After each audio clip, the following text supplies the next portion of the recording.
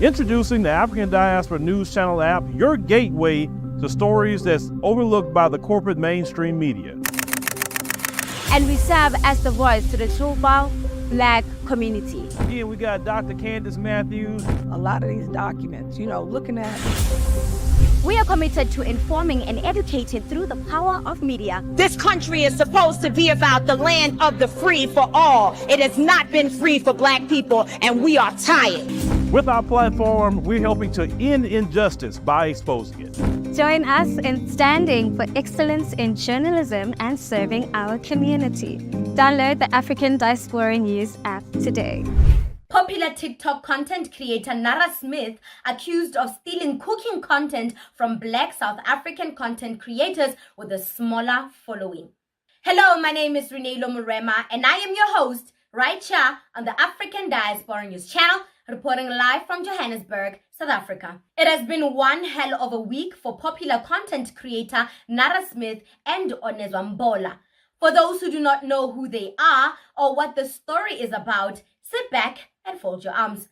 TikTok star Nara Smith has been accused of copying another content creator's work and passing it off as her own. South African content creator Onezwa Mbola went viral when she made a video insinuating that Nara Smith had been copying her ideas. The pair both make very similar content where they cook everything from scratch and use very soft voices. There's one video in particular that is very similar, where Onezwa is seen making mozzarella from scratch and she uses this very distinctive old-fashioned jazz music. A couple of months later, Nara posted a very similar video where she used identical music and also made her husband mozzarella from scratch. Onezwa made a video saying that for months now, a very popular creator has been using her ideas over and over again. She said it was frustrating to see because she's in South Africa where she can't make money from the creator fund, whereas Nara is being paid for views and making money off of her content. She never specifically mentions Nara Smith, probably for legal reasons, but it's clearly about her. A lot of people have been commenting on Onezwa's videos saying things like, "I'm here to support the original Nara, she even talks like you."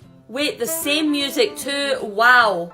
Nara made 2 vids of mozzarella, the second one she even copied the music. I guess whether you think Nara has deliberately been stealing Onezwa's content or if she's just inspired by it and wants to create her own version is just up to opinion. Even in my industry of pop culture content creation, this kind of stuff happens all the time. Sometimes me and other content creators accidentally make videos that are really similar. Other times it feels like there's instances of copying, but then you just have to remember, I don't own the news and I don't own what people talk about. But I totally get Onezwa's frustration given that she's not being paid. Nara Smith is a mixed race woman with lighter skin and European features. She is half German and half Sotho. Onezwa Mbola, who is part of MasterChef Season 4 in 2022, is a Black woman who hails from the rural areas of Eastern Cape. She made a name for herself by sharing videos of her hearty meals that many South Africans resonated with and enjoyed. Both these women share content on social media of themselves cooking or making food from scratch. Onezwa takes it a step forward by cooking food from scratch with ingredients she grew, raised, or foraged. We see her go inside her little garden of fruits and veggies or her chicken coop or going to the nearest beach to fish to capture these ingredients and cook a hearty meal or even make salt or cheese from scratch. That skill inspired a lot of content creators in the food department to go out and make food from scratch. Onezwa is not the first person to make anything from scratch, but the way she layers and presents her content is unique, and that is what she claims popular TikTok content creator Nara Smith stole from her. It started when Onezwa made boba tea from scratch, and a couple of days later Nara Smith made boba tea, which is fine. Some people might view it as a coincidence, but these coincidences happened more often than usual. Thing is, this is not the first time they post content that are similar, if not the same. People online took it upon themselves to investigate if indeed Nara Smith really stole content from small content creators with little presence on TikTok.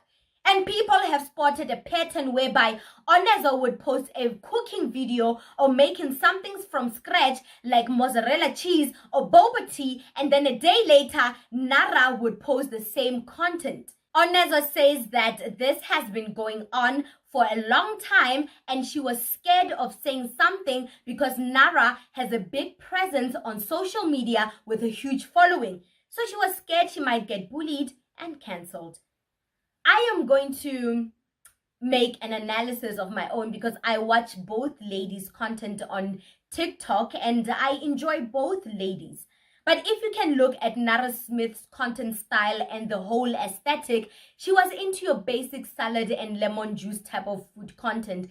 And her voice was just regular, like your normal speaking voice. But Onezwa, on the other hand, always showed us that farm style, rural lifestyle, and to add a twist to her voiceovers or her commentaries, she had this soothing low pitch, almost like a whisper type of voice as she takes us through her cooking processes. And then suddenly Nara adopted the same aesthetic, going from your regular high-pitched voice to the soothing ASMR voice as she takes us through her cooking processes, just like Onezwa. People might say content creators need to grow to keep their audience intrigued, to keep things fresh, and I totally agree with that.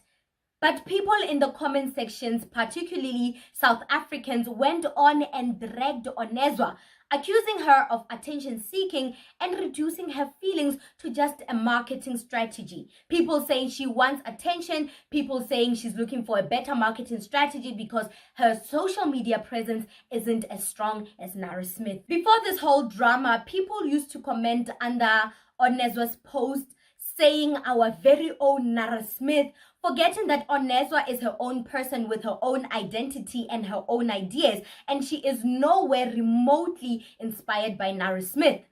Colorism, just like racism, is dangerous. Even more dangerous because it is like being behind the enemy's lines. The reason I am saying this is that I find it weird how people are responding to Onezwa based on the way she looks. I am seeing comments that say Nara is more aesthetic, she dresses nicer, she is more privy to having access to such content ideas compared to a farm girl who lives in a remote area with limited resources. How can she possibly have access to such great ideas?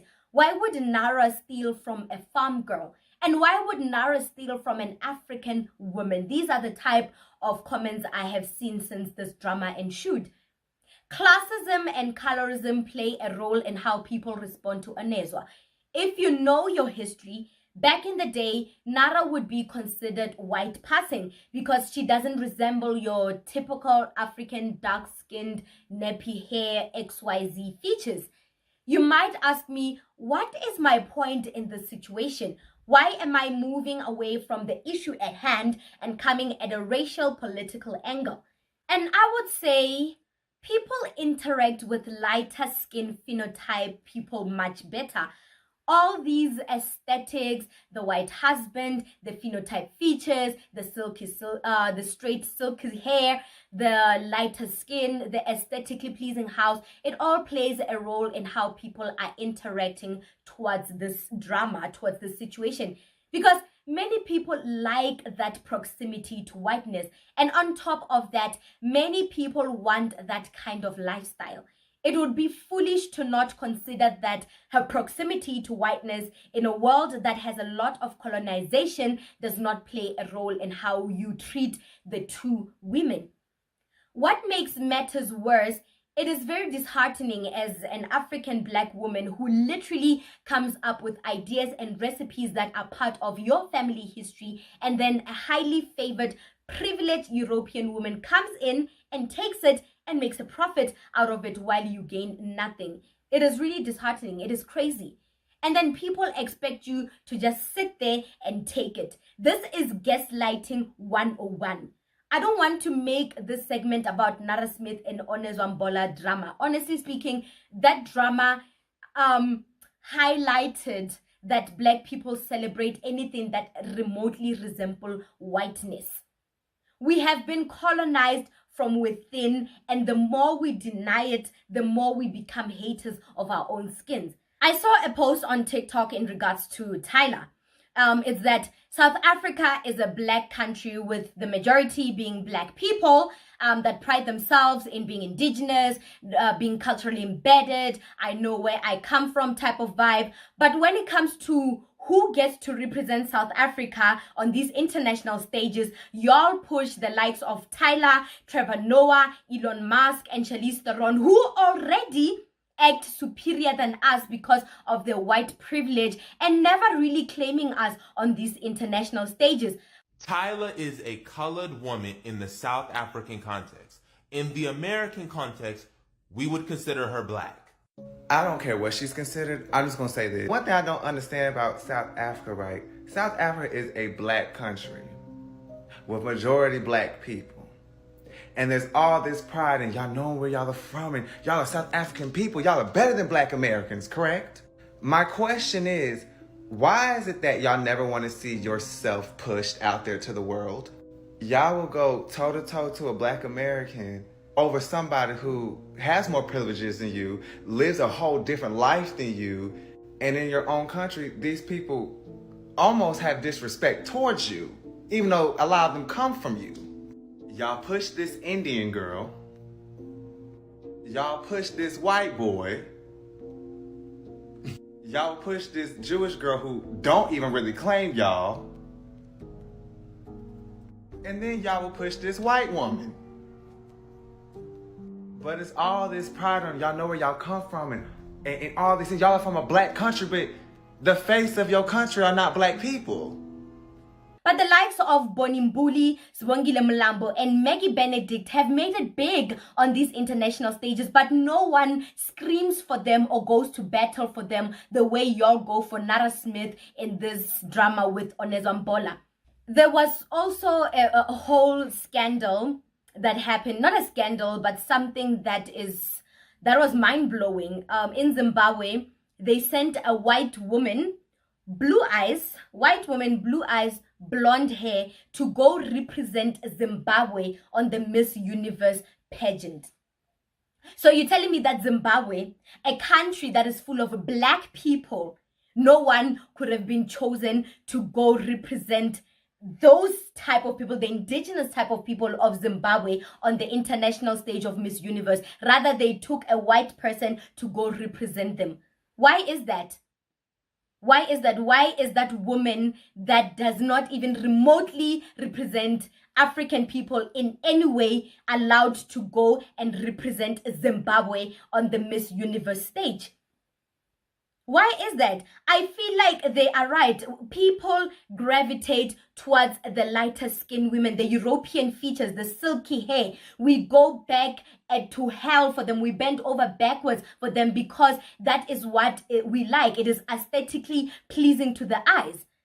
But guys, as Africans, we need to, and especially in this whole drama with Onezwa and Nara Smith, we as South Africans need to take a step back and say, you know what, this is our family member, this is our sister. This person represents South Africa on the international stages on this TikTok platform. Why can't we bend over and backwards for her? Why should the black Americans in America fight for Onezwa from South Africa, defending her on this platform? Because clearly our African brothers and sisters do not care for us. Rather, we tear each other down on these platforms. We promote people that don't even remotely resemble us. They are there representing us, but yet they do not claim us. They do not speak highly of us. Trevor Noah has been making fun of black presidents in South Africa since he went to America. Yes, he's been making fun of them here in South Africa, but on these international stages, he's been ripping the South African economy apart, making fun of South Africa so that he can gain favor with this with the Western monopoly, with the white supremacists on our behalf. So is this the kind of people that you want representing the country? Is this the kind of people you want representing the continent? People that don't resemble you, make fun of you, and then gain favor with the white monopolies, power, gain favor with the white supremacists? Is this the kind of people that will make fun of you just so that they can make coin, so that they can make money. And yet, these are the type of people you want to go to war with. And you make fun of your black South African brothers and sisters, your black African sisters that look like you. That look like you and represent the kind of lifestyle you are currently living. Because let's face it, Onezwa is representing every girl, every black girl, every black South African girl, every black African girl's reality. She represents that reality very well. She is glamorizing, should I say, she's glamorizing that lifestyle that we live on a daily basis very well. The least we can do is go to war for her. Because the type of lifestyle Nara is busy showing you guys on TikTok, it is unattainable. It is, I'm not even going to lie. I don't want to even sound like I am coming for you guys, but that kind of lifestyle is unattainable. That kind of lifestyle is the type of lifestyle you see on Pinterest and you wish for it, but that is not the lifestyle you are currently living. So think about that before you go to war for someone like Nara Smith, Trevor Noah, and your Tylers. Think about that before you let them go out there on these international stages and go and represent us. And they misrepresent us while they are making money off the misrepresentation. What do you think about this segment? Comment to us in the comment section below. Don't forget to like and share the broadcast. Hit that notification bell so you don't miss these groundbreaking conversations right here on the African Diaspora News channel. My name is Renee.